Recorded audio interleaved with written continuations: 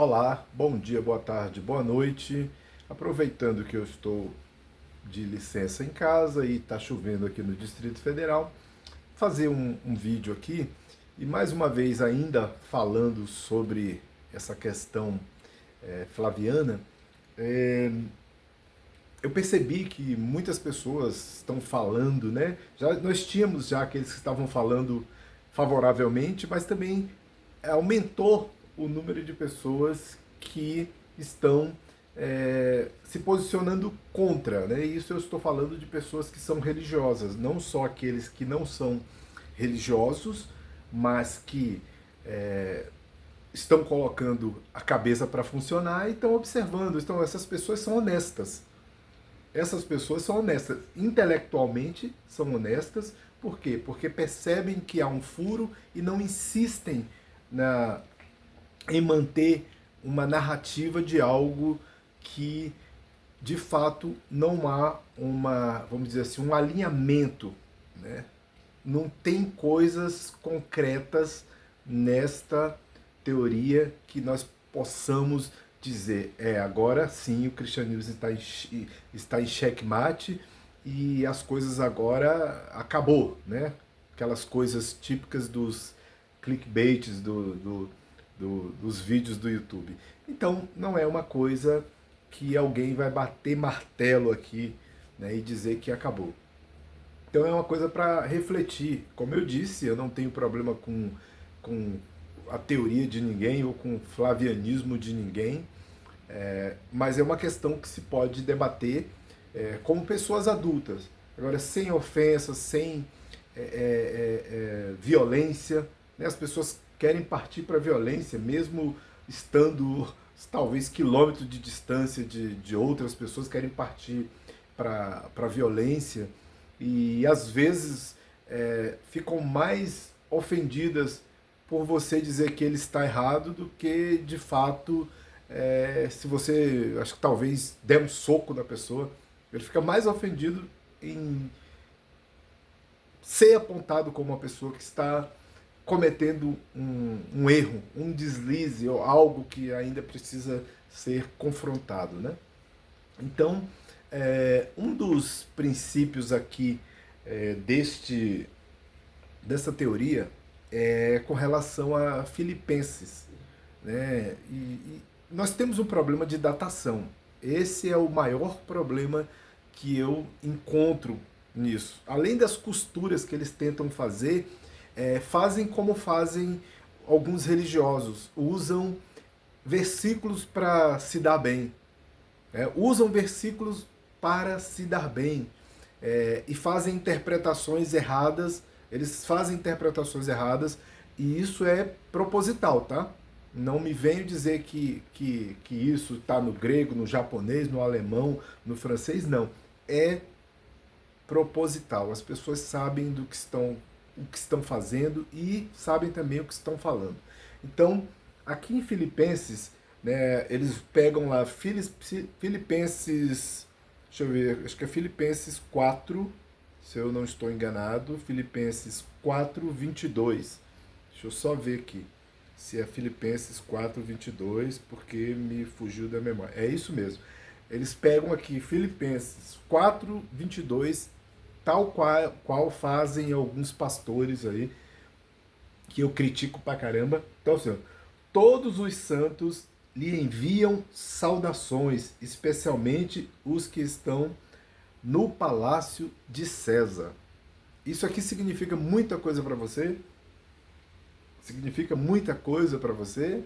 Ou abre alguma outra possibilidade? Porque para eles significa que Jesus morava ou viveu nesse palácio, ou seja, que Jesus era o próprio César, o Tito, né? Então, ou seja, eles acreditam e usam este versículo. Eu vou trabalhar só nesse versículo porque existem outros versículos em outras cartas que as cartas de Paulo não dão respaldo nenhum para essa teoria. Primeiro que as cartas, olha, eu acho impressionante. Os caras, você pode olhar nos canais desse pessoal que é totalmente contrário a Cristo, que eles têm diversos vídeos fazendo críticas às cartas, que elas não têm validade, que elas não servem para nada, que a Bíblia é inútil, que é um mito, que é uma invencionice, mas eles se utilizam da própria Bíblia para tentar refutar a própria Bíblia. Isso é impressionante. Então, eles vão lá em Filipenses 4:22, leem esse verso e para sustentação da sua teoria ou das suas doutrinas ou hipóteses. O fato é que Filipenses foi escrito mais ou menos 60 anos após a morte de Cristo. Ou seja, Cristo já não estava vivo. Quando eles querem se utilizar e dizer que isso não tem validade por ter sido escrito muito tempo depois, para invalidar a Bíblia, ele fala não tem validade porque foi escrito muito tempo depois. Mas quando é interessante, né? Ou seja, quando é conveniente, a teoria é de conveniência, vocês são todos de conveniência, né? Então, quando é interessante, vai lá em Filipenses 4:22 e lê. Todos os santos lhe enviam saudações, especialmente os que estão no palácio de César. Que os que estão no palácio de César podem ser várias pessoas. Pessoas da corte que estão que são cristãos ou que têm alguma inclinação, são pessoas que trabalham nos palácios tinham diversas pessoas trabalhando lá e que eram cristãs, poderia ser, né? Não necessariamente os que estão lá seria o César e seus ali seus pares, os seus parentes mais próximos que fazem parte da realeza, né? Poderia ser, mas não significa isso. Por quê? Porque nós temos uma diferença enorme do período em que Jesus morreu, em que essas cartas foram escritas, entendeu? Os 60 anos, vamos colocar aí, 60, então 60, 30, vamos colocar aí, 30 anos. Foi escrito 60 depois de Cristo. Cristo morreu ali mais ou menos no ano 30, o ano 33, então vamos colocar aí 60 anos, porque a gente tem uma quebradinha, né? Então, eu vou ver aqui. A carta aos Filipenses foi escrita provavelmente entre os anos 60 e 62 depois de Cristo, ou depois da Era Comum. Na academia a gente usa depois da Era Comum, né? Quando Paulo estava preso em Roma. A carta aos Filipenses é uma das cartas do cativeiro e é considerada autêntica de Paulo. Na carta, Paulo incentiva os santos de Filipos a permanecerem unidos e trabalharem juntos na defesa da fé. Então, aí o pessoal sempre questiona, né? A gente tinha... Eu estudei numa universidade, numa faculdade, desculpa, uma faculdade evangélica, né? E ela era, a mantenedora era a Assembleia de Deus, mas ela era basicamente uma faculdade livre. Por quê? Porque os professores, apesar, e muitos deles, que uma grande maioria, eram pastores e religiosos, mas nós, com exceção de alguns poucos, né? Meu professor de filosofia, por exemplo, o de francês, o de grego e hebraico não eram pastores, não eram cristãos, e a gente estudou muita coisa abertamente sobre as possibilidades de tais cartas, e essa carta tem grande possibilidade de não ter sido escrita por essa pessoa, esse aqui tem uma probabilidade menor, e todas essas coisas nós podemos trabalhar, né, sem nenhum tipo de mistério, né? Então, a carta de Paulo, aos Filipenses, quem escreveu? Paulo, né? E quando foi escrita? Entre 60 e 62.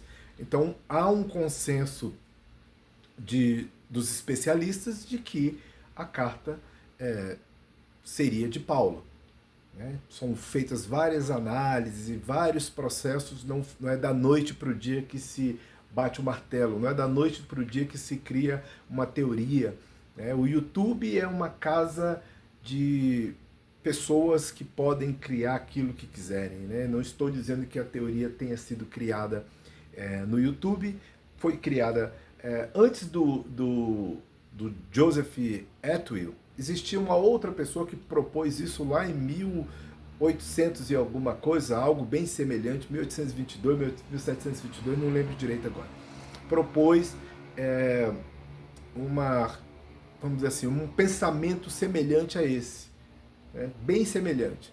E depois Joseph Atwill, agora já no nosso século XXI, surgiu com essa ideia que nem ele mesmo mais anda propagando quanto andam os novos proponentes aqui, nossos proponentes tupiniquins, que preferem a retórica, né? Então, assim, preferem a narrativa, preferem ficar falando nas redes sociais, permeando o imaginário de outras pessoas, né? Muitos desses provavelmente não sabem nem o que estão seguindo, simplesmente estão seguindo cegamente o que dizem alguns outros, mas de fato eles não sabem debater a própria teoria ou a hipótese que eles estão propondo. São apenas seguidores. Eu sempre digo que aqui é um universo com vários mundinhos, né? Cada canal desse é um planeta e as pessoas orbitam ali, né? Orbitam seus mestres, seus líderes, acabam, vamos dizer assim, se afeiçoando àquela pessoa e tudo que ela começa a dizer, aí nesse momento, a partir desse momento, começa-se a criar uma seita, onde essas pessoas ficam ali orbitando o mestre, esperando as novidades que esse mestre vai trazer, e ele pode trazer as coisas mais absurdas possíveis que essas pessoas vão aceitar. E não aceitam de forma nenhuma que uma outra possibilidade, né, possa existir. Por quê? Porque eles já, como eu disse da última vez, eles já apreenderam aquilo, eles já absorveram, já internalizaram aquilo. Então, para eles, isso é o que basta, é o mais importante de tudo, é o que aquela pessoa diz, né? Charlie Manson fez isso, David Koresh fez isso, Jim Jones fez isso, e o Shoko Asahara fez isso. Eu estou falando só de pessoas religiosas que fizeram aquele da seita lá do Applewhite, lá, esqueci o nome do cara lá, da seita dos planetas. Então, assim, fora outros, né? Nós temos aí os caras da cientologia, na qual o Tom Cruise é o representante maior, né? Porque muitas celebridades fazem parte disso, e essas pessoas só aceitam, elas vivem nessas bolhas, e eles só aceitam o que essas pessoas dizem. Se não concordar com eles, você é basicamente um pária para eles, né? Para eles, logicamente, né? E a gente que enxerga com outro olhar, com outro ponto de vista, a gente não tem essas pessoas como párias, como inimigos eternos, qualquer coisa parecida. A gente não tem, é muito difícil, a não ser quando você vive em bolhas religiosas, bolhas ateístas, bolhas políticas, quando você vive nesses mundinhos.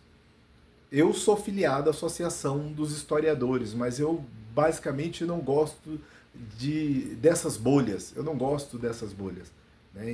Eu sou filiado, vou me filiar à Associação de Geografia quando eu finalizar meu curso no início do ano que vem, mas não participo de bolhas, não sou interessado em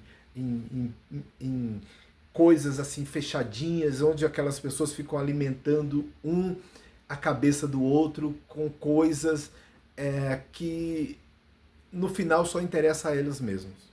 Então interessa a um grupo ficar discordando e negando a realidade, criando distorções em cima do que nós temos, por exemplo, com relação a datações, por exemplo. Eu já pedi aqui e vou continuar pedindo. Eu até falei que vou dobrar a aposta. No sábado que vem, quando eu for fazer uma outra live, eu vou dobrar a aposta com relação a teoria flaviana. Inclusive eu escrevi ontem que eu daria um mês aí para que eu pagaria R$ 1.000 para quem trouxesse um artigo acadêmico sobre essa teoria que fosse avaliado. Pode ser R$ 1.000, pode ser pouco, né? Mas já é alguma coisa. Né? Se alguém trouxesse um artigo acadêmico que fosse avaliado por pares que tem. Não tem.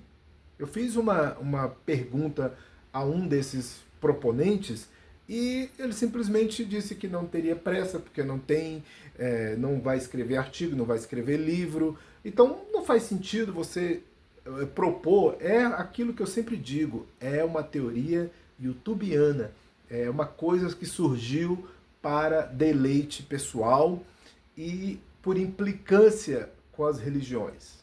Então, para a gente sumir com Jesus de vez, vamos dizer que ele é flaviano, mesmo que ele tenha morrido 6 anos antes de Tito nascer. E eles estavam no mesmo local, no mesmo tempo, estando fora. Essa é a verdadeira viagem no tempo. Os caras viajaram bastante para encontrar um Jesus que estivesse no mesmo ambiente, na mesma data, no mesmo local em que Jesus e que o Tito estaria. Então, vejam só que essas datações, esses achados, a arqueologia, ela não nasceu. O Rodrigo Silva adora falar de arqueologia bíblica. Não existe arqueologia bíblica, existe arqueologia. Agora, se ele se interessa por uma área específica da arqueologia, que é as coisas relativas ao período em que se trata na Bíblia, tudo bem. Mas ele coloca como se fosse uma ciência específica, arqueologia bíblica. Não tem uma arqueologia bíblica.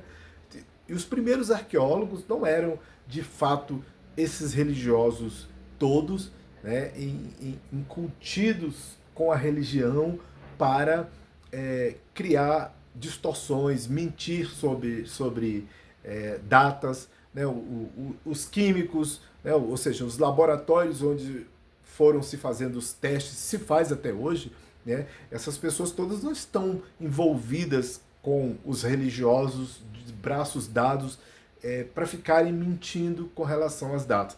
Então, de repente, aparece o pessoal da teoria flaviana no Brasil, mas eles não querem, eles querem simplesmente ficarem falando o tempo todo, dia e noite e dia no YouTube, mas não apresentam nenhuma prova. Nada. Eles não apresentam nenhuma prova. Aí as suas abelhinhas, né, ficam voando de flor em flor, ou seja, de canal em canal, para poder sustentar uma ideia de algo que eles não compreendem direito. Talvez os proponentes, que estão um pouco mais aplicados, talvez compreendam um pouco mais o que eles querem dizer, mas as suas abelhinhas não compreendem. As abelhas só entendem uma coisa, que Jesus não existe. Jesus não existe. Jesus não existe. Mas essa não é uma preocupação do ateu puro. Por exemplo, vou dar um exemplo de um ateu que eu considero um ateu puro aqui, o Daniel Gontijo, por exemplo. O Daniel Gontijo, ele para mim é um ateu puro. Ele não está preocupado em sumir com Jesus do mapa, mas aqueles que já foram religiosos, que sofreram alguma coisa nas religiões, esses são os mais terríveis, porque eles são militantes, eles são uma espécie de guerreiros, né, em busca de algum tipo de redenção, mas também algum tipo de vendetta, né, de vingança. Né? Então parece que é basicamente isso. E isso não se fortalece na realidade, porque as cartas de Paulo não dão respaldo para a teoria flaviana dessa gente. Não dão respaldo. Eu busquei algumas coisas aqui, inclusive, eu não sei se eu guardei aqui, mas eu tinha alguma coisa que eu tinha salvado aqui, mas para falar, mas está tranquilo. O importante é que as cartas paulinas não dão respaldo para a teoria flaviana. né? Elas não colocam Jesus no palácio de César de forma alguma. Eles não colocam Jesus no palácio de César. Se tinha um César, se tinha um Jesus na Roma, e esse Jesus era o Tito César, esse Jesus, ele foi criado cópia, esse é meu posicionamento, tá? Não é uma teoria, porque eu não tenho teoria, não faço teorias, né? E se existiu um, foi uma cópia que os romanos provavelmente fizeram e disseram assim, olha, funcionou com aquele Jesus lá. Quer dizer, funcionou em parte, mas mesmo assim é tão importante para os romanos copiar aquele Jesus pacifista que eles resolveram criar o seu próprio Deus. Eu já disse, quando os primeiros, né, Césares ali começaram a se auto-intitular Deus e pedir para serem chamados de Deus, porque eram deuses, né? Assim como os gregos diziam que eram filhos de Deus, os egípcios diziam também que eram filhos de deuses, Deus tal com Deus tal, nasceu um Deus tal com deusa tal, né? Nasceu o faraó aqui, nasceu o César aqui, nasceu o Czar lá na Rússia. Então, incrível. E outros, fora outros povos, existem outros povos que a gente acaba não falando aqui, que também se dizem frutos de deuses. Os nórdicos, por exemplo, que ali vai aplacar, inclusive, países, os russos, antes dos czares, com seus deuses lá, tem vários deuses também russos. Então, ou seja, o mundo é permeado de deuses, né? Existem na teoria, na filosofia indiana também, pessoas que são filhas de deuses, né?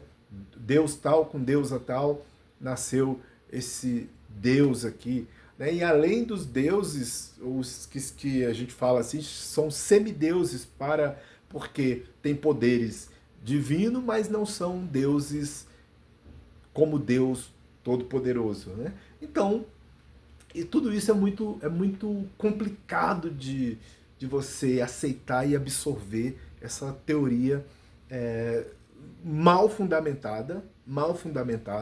Ela é tão mal fundamentada porque eu ouvi aí esses dias, os últimos 2 ou 3 dias, que o pessoal já está lutando, entre aspas, tá? Lutando com essa teoria aí. Já tem uns 5 anos no YouTube e durante 5 anos essas pessoas não foram capazes de escrever um artigo.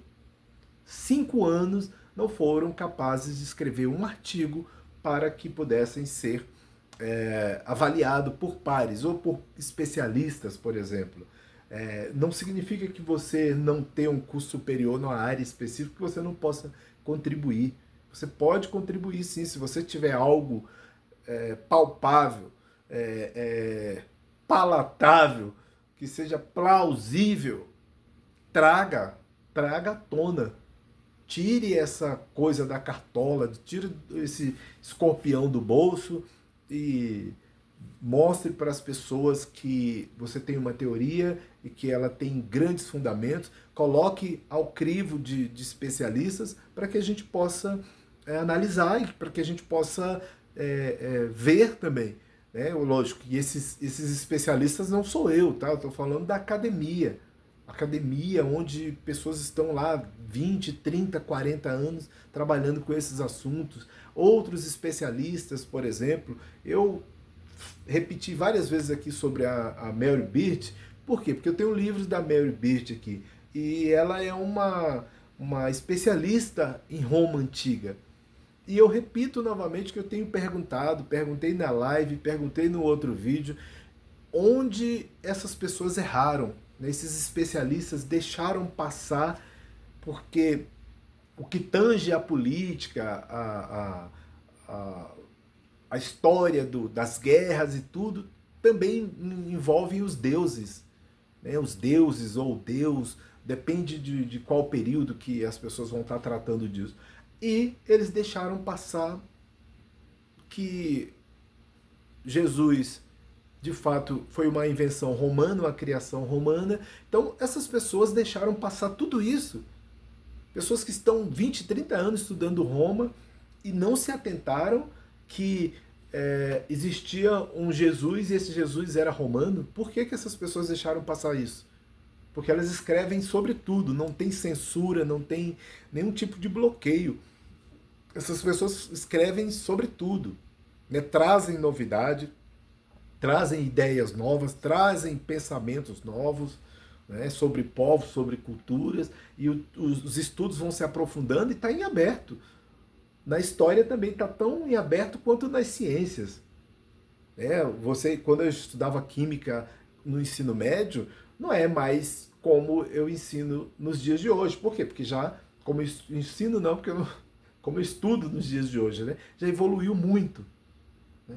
Inclusive, história já evoluiu muito. Hoje a gente já tem assuntos que não tinha no passado, porque a gente ensinava uma história no passado, aprendia uma história no passado, que era uma história bem baseada nos heróis, contada apenas pelos heróis, né? Os heróis, os grandes heróis. Né? Então, nós só falávamos do ponto de vista do grande herói. No navio tinha uma batalha terrível, nós só tínhamos o ponto de vista do capitão, que contava e depois maximizava a sua participação, e sempre o rei, como os nossos reis aqui, olha, vamos, o cara estava com roupas íntimas e de repente aparece num quadro vestido num local onde ele não estava, vestido todo pomposo e coisas assim.